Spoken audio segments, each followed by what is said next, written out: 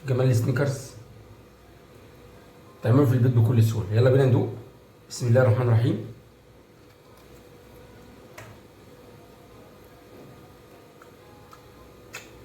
هو ده السنيكرز المطلوب، سهل بكل سهولة تعمله في البيت.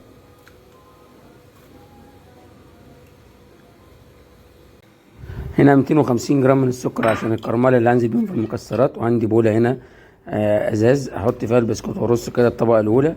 وبعدين هنا عندي 250 جرام سكر بعد ما اتكرملوا وحطيت عليهم مكعب زبدة.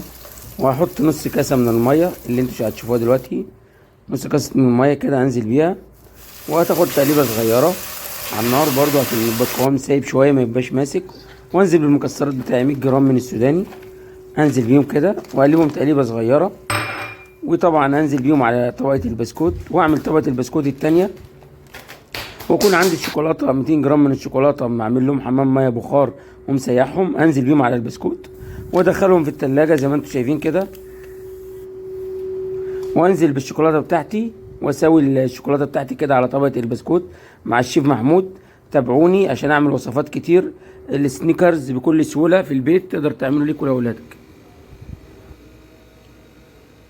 شوف الجمال، شوف جمال السنيكرز، تعمله في البيت بكل سهولة.